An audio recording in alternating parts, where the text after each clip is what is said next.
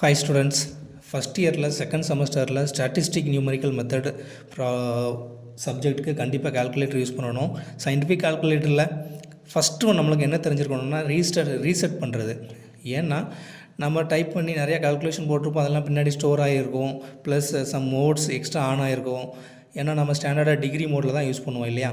So அந்த மாதிரி இதெல்லாம் ஃபஸ்ட்டு ரீசெட் பண்ணிவிட்டு தான் நீங்கள் கால்குலேட்டர் யூஸ் பண்ண ஸ்டார்ட் பண்ணணும்.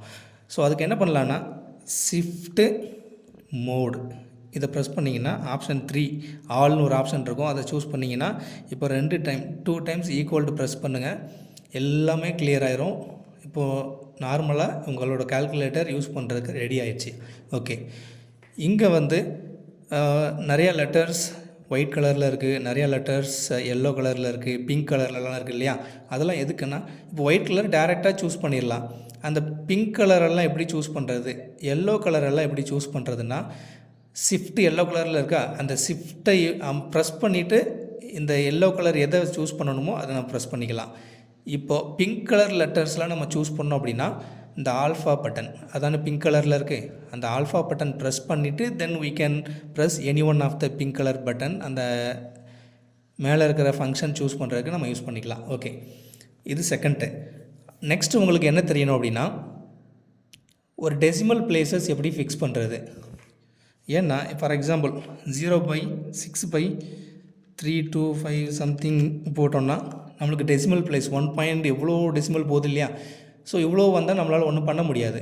ஸோ டெசிமல் பிளேசஸ் நம்ம இந்த பேப்பரில் எஸ்என்எம்மில் 4 டெசிமல் பிளேஸ் தான் மேக்ஸிமம் யூஸ் பண்ணுவோம். அவங்க கொஷினில் இந்த 4 யூஸ் பண்ணுங்கள், 5 யூஸ் பண்ணுங்கள், 3 யூஸ் பண்ணுங்கன்னு கொடுத்துருந்தா அந்த டெசிமல், இல்லைன்னா நம்ம காமனாக 4 யூஸ் பண்ணிக்கலாம். அது எப்படி ஃபிக்ஸ் பண்ணுறது, நீங்கள் இவ்வளோ கால்குலேஷன் வேல்யூவை அந்த 4 டெசிமல்லே அது காமிச்சிடும் நம்மளுக்கு.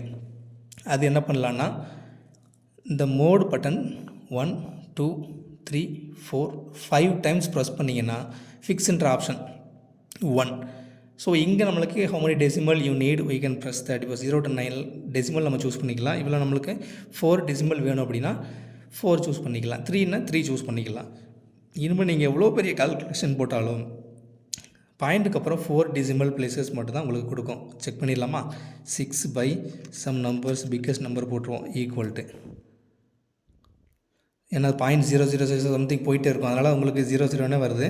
வேறு ஒன்று சூஸ் பண்ணிக்கலாம். 6/384 சம்திங். ஸோ அப்போ நம்மளுக்கு என்ன கிடச்சிருக்கு 0.0017. இதுக்கப்புறமும் நிறைய போகும், அதை ரவுண்ட் ஆஃப் பண்ணி டேரெக்டாக நம்மளுக்கு கொடுத்துட்டு இல்லையா. ஸோ இது நம்மளுக்கு கண்டிப்பாக தெரிஞ்சிருக்க வேண்டிய மெயினான விஷயம்.